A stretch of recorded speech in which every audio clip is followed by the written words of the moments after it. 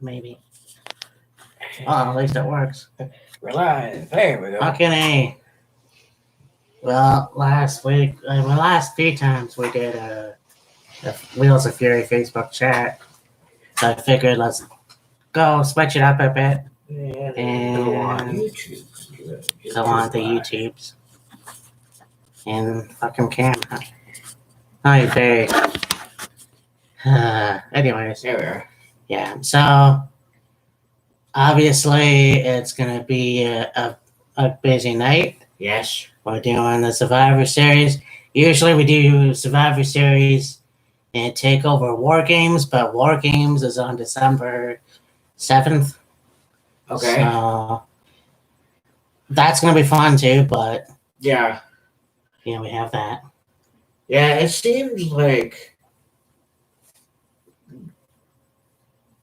certain pay-per-view weekends Mm-hmm. have been changed, I guess because of COVID, but like you would have WrestleMania weekend and you'd have Takeover Dallas and then WrestleMania or SummerSlam weekend, you'd have like NXT Takeover Toronto Yeah. and then SummerSlam and so on and so forth. But I think like they haven't done the takeovers and the pay-per-views on the same weekend. It may have something to do with COVID. I don't know, but Yeah. I mean, that's the thing too. Like, I don't know. Now I looked at the guide and it said that it's gonna start at 7 and end at 10. right. So that's pretty good for a pay-per-view actually, because a lot of people have work and they have to go to bed at a certain time or school. So and then of course it's probably due to COVID. People Most likely. So it's gonna be a good pay-per-view. Obviously it's gonna be Undertaker's last match, which is fitting. It is the 30th anniversary of Pay-per-view. the debut, and I just saw a snippet of Undertaker again going to the Stone Cold Broken Session. So Yeah.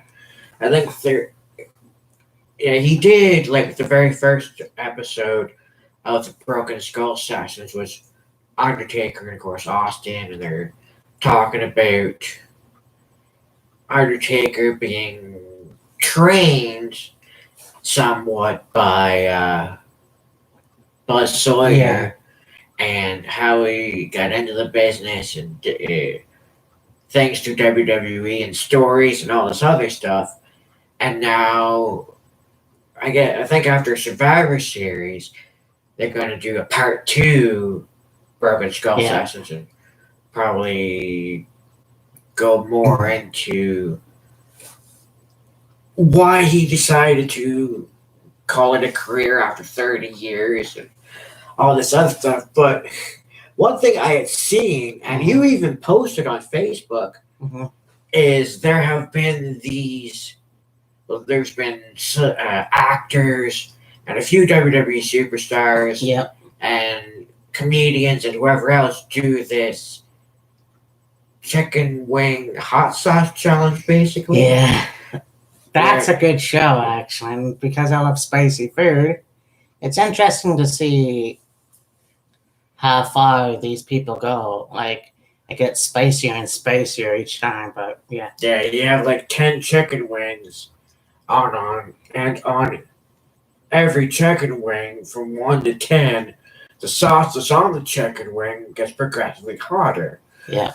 But I guess just recently, I think at home, Undertaker did his own version of this challenge. Now, be interesting to watch it and see, what he talked about and stuff. Because basically, this series is like you have whoever on it, and they're eating chicken wings with sauce on it, and each chicken wing, one after, has a sauce on it that's progressively hotter than the last. Yeah. And they'll just, answer questions about their career highlights, whatever. So, be interesting to see that. Oh, so I'm not going to ruin it for you then. All I'll say is, all I'll say is The Undertaker has been doing more interviews as Mark Calloway. Like, Mark Calloway is an old school guy, and he believes in the keep everything hidden. Yeah. Behind the curtain, if you will. Yeah. So when you take things out of the curtain, you start to talk in your regular human form and not, well, you know what I mean? Like, you're not The Undertaker, you're Mark Calloway, I guess. Yeah. I guess that's the one thing about him that really stands out, so to speak, is when he talks, he's got a fairly natural, deep voice, much like myself. Matt has a fairly deep voice himself. When he was on TV as The Undertaker, he would basically make his voice deeper to, I guess, sound more intimidating or something like that. Yeah. And so, that's cool. It is true. That's the first time that we've seen, like, we knew all about Mark Calloway. Yes. But we didn't know the person. So it's funny how we get to see more in-depth interviews with him and his life and whatever. But I'm watching one of my subscriptions here on Off the Rope Show, and he's talking about, and I'm pretty sure he's not the only one, but how he didn't like the Undertaker American Badass gimmick, or Big Evil gimmick. And I can see where he was coming from. I think that, in my opinion, and when I first started watching wrestling, obviously he was the Dead Man. Obviously he had Paul Bearer with him. So when you go into 2000, you have this new Undertaker coming out on a bike. Yeah. And basically being like a human form, if you will.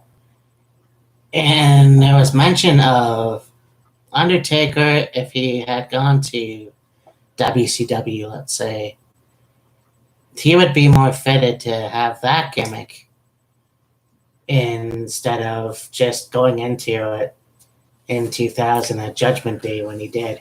Yeah. And I liked it only because it was new. Yeah. And the fact is, he's the Dead Man. He wasn't the Dead Man anymore. He was a different character. Yeah. And whatever, but it was fresh. And by the time he got to 2003, and he had that match at the Survivor Series, which I remember bugging my parents about getting on pay-per-view. Yeah. And that was an interesting day. Yeah. But we'll talk about that now. You have something that is fresh, and then as soon as he got buried by Kane and McMahon, mostly Kane, you see him come back at WrestleMania 20 as the Dead Man finally, but he had elements of the American Badass. Yeah. Which I think is pretty cool. And you can argue that it was also revamping the Dead Man. Yeah. One thing that Undertaker did mention when he was doing the Broken Skull sessions with Austin, the part one, if you will, he would try and change the character before it got stale. Yeah. Before it got boring, before people lost interest in it. And if he had a feeling that people were starting to not like it or get bored of it or whatever. He'd change it as quickly as possible to keep it fresh, keep it different, keep it new, keep it exciting, and keep people interested. Yeah. And I think that's a big part of the reason why Undertaker lasted as long as he did. Mm-hmm. Because he always was ahead of the curve, one step ahead, and he put, to use an old phrase, all his eggs in one basket. It was balls to the wall, all or nothing, and hope the hell it works. And I mean, ideally, you don't want to do that, but at the same time, he wasn't going to do a character, change his character, whatever, and half-ass it. He was going to go all in, whether he liked the idea or not. He was going to go all out, go all in, and put everything he had into the character, whether it was Dead Man, Ministry of Darkness Undertaker, American Badass, Big Evil, the Hybrid, back to the Dead Man. He was going to put everything he had into the character to give everybody what they wanted and give them the best version of himself. Yeah, I will agree. However, I think the feud that really pissed me off was with Diamond Dallas Page. Yeah. I mean, here's a guy that was one of the many who didn't join the invasion angle. Oh, yeah, no, I'm sorry, he did. Sorry, that. Yeah. It was in a different storyline, though. Yeah, it was part of the invasion angle, but it was a completely separate thing. Yeah, so he started out as the stalker of Taker's wife, Sarah. Yeah. And that was one of those things where, you know, you try to understand where McMahon's coming from. Yeah. Because to me, that was a total waste of Diamond Dallas Page. Yeah. You know, I think that a guy who has been multiple WCW champion, you know, and this is coming off a few years from Ready to Rumble. Yeah. I mean, his character was much better in that one. Yeah. But you look at a guy who basically tried to make chicken shit and tried to make chicken salad out of chicken shit. Yeah, and that didn't work, unfortunately. Yeah. You know, and then it sucks, you know. I mean, that's just the way it is. Unfortunately, sometimes that happens. Yeah. You know, and then you have the unfortunate feud with Goldberg. Well, it wasn't a feud, it was a match. Yeah. And we already talked about this, I'm sure. Yeah. So all I'll say is it was a long time that I wanted to see this match, and it turned out to be the shits. So. Yeah.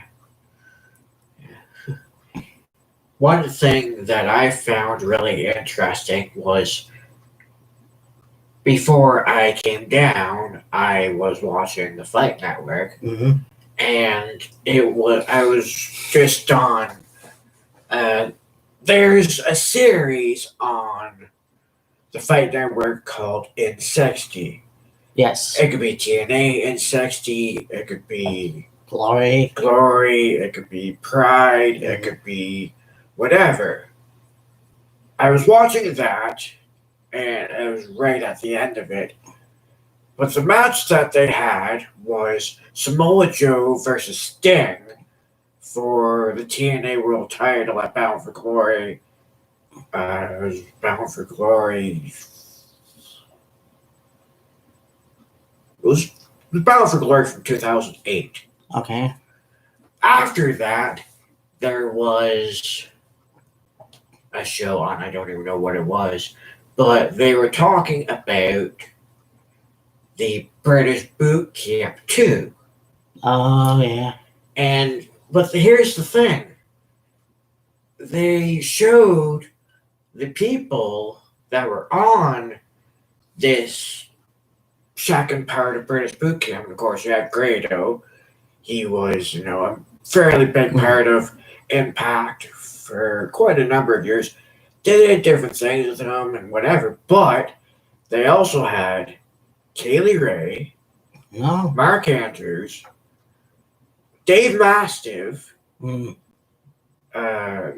Dar. Oh, okay. And a guy that actually is a new addition to something else that I'll get into in a minute, Rampage Brown. Oh, okay, yeah. And it's like all these other people, like, of course, Grado did a lot with Impact Wrestling, but all those other guys are now on NXT UK. Yes. And it's like, how ironic is that? Yeah. All these guys, the guys and a girl that are now on NXT UK Yes.